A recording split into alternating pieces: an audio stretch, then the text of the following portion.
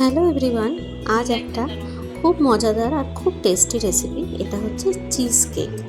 এটা মেয়ের আবদারেই বানানো শুরু করছি, আর বানাচ্ছে বেসিক্যালি মেয়ে, আমি খালি সাইডে একটু হেল্প করছি।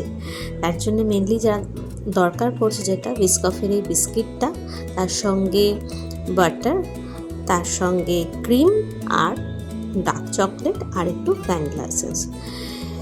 এই রান্না এই রেসিপিটা খুবই ইজি আর খুব তাড়াতাড়ি হয়ে যায়। এই যে বিস্কিটগুলো প্রথমে ব্লেন্ডারে ব্লেন্ড করতে দিয়ে দিয়েছে, ব্লেন্ড হয়ে যাওয়ার পর এরমভাবে নিয়ে নিয়েছে। আর বাটারে 100 গ্রামের মধ্যে 50 গ্রামই ব্লেন্ড করার জন্য মাইক্রোওভেনে দিয়ে দেওয়া হচ্ছে, যাতে এটা লিকুইড ফর্মে চলে আসে। দেখো, এবার এটাকে ভালো করে মিক্স করে নেওয়া হচ্ছে এর সঙ্গে, কারণ এইরমভাবেই এটা একের পর এক লেয়ার দিয়ে তৈরি হবে চিজ কেক। আচ্ছা, এক সময় বলে নেওয়া ভালো, আমরা এখন এটা টেস্টি হবে বলে খুব হেলথের এই সময় খেয়াল না রেখেই বলতে পারো এটা এরমভাবে করছি। তোমরা বেসটা অনেক সময় ওটস দিয়ে বা অন্যরকম কিছু ড্রাই যেটা কর্নফ্লেক্স আমরা যেটা খেয়ে থাকি সেগুলোকেও গুঁড়ো করে তোমরা এই বেসটা বানাতে পারো। আর এখানে আমি বসিয়ে দিয়েছি একটু দুধ বয়েল করতে, কারণ এটাকে আমরা ছানার মতন করে কাটিয়ে নেব।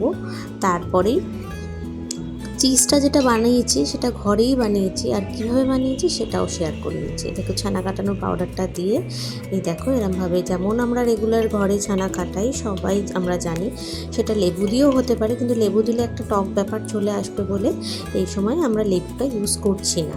এই দেখো, এখানে পুরো জলটা ভালো করে পার করে নিয়ে এর মধ্যে চিনি মেশানো হচ্ছে পরিমাণ মতন, তার সঙ্গে ক্রিম দেওয়া হচ্ছে। বেশ যতক্ষণ এটা লিকুইডটি টাইপ না আসবে ততটাই ক্রিম এর মধ্যে লাগবে।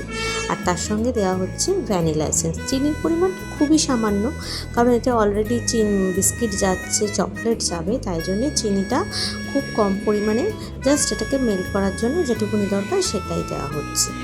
ব্যাস, এটা মিক্সারে ভালো করে ঘুরিয়ে নেওয়ার পরে এটা ধীরে ধীরে ওই, আর একটা কথা বলা হয়নি, বিস্কিটটার লেয়ারটা রেডি করবার পরে আধ ঘন্টা থেকে 1 ঘন্টা এটা ফ্রিজারে রাখতে হবে, এটা সেট হতে দিতে।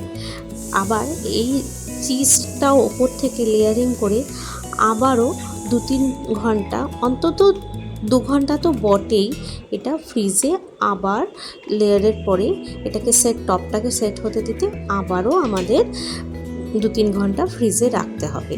তারপরের যে ব্যাপারটা হবে সেটা হচ্ছে যে ডার্ক চকলেটটা আমরা দেখে রেখেছিলাম, সেই ডার্ক চকলেটটা ভেঙে নিয়ে এরকম টুকরো করে তার সঙ্গে অল্প পরিমাণে ক্রিম মিশিয়ে ভালো করে আবারও আমরা মাইক্রোওভেনে ঘুরিয়ে নেব, যাতে এটাও আবারও লিকুইড ফর্মে চলে আসে।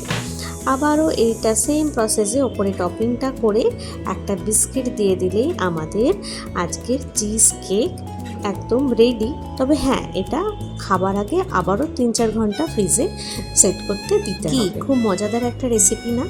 আচ্ছা, এই সময় বলে নেওয়া ভালো, টপিংটা তোমরা কোনো ফ্রুটস দিয়েও করতে পারো, ফ্রুটসের পিউরি বানিয়ে, যেমন সেখানে হতে পারে স্ট্রবেরি বা ম্যাঙ্গো। এই দেখো, এটা সেট হয়ে যাওয়ার পর এরকম 3টে লেয়ার তৈরি হবে। খেতে অসম্ভব সুন্দর হয়েছিল, বাচ্চা বড় সবার ভীষণ ভালো লাগবে। আচ্ছা, এই রেসিপিটা তোমাদের কেমন লাগলো সেটা অবশ্যই জানিও। আর আমার নতুন কুক যে তৈরি হচ্ছে আমার মেয়ে, তার রান্নাটা কেমন হয়েছে অবশ্যই কিন্তু লাইক, শেয়ার, সাবস্ক্রাইব করে আমার পাশে থাকতে ভুলো না কিন্তু নতুন বন্ধু হয়ে। আজকের মতন এখানেই শেষ করলাম, টাটা।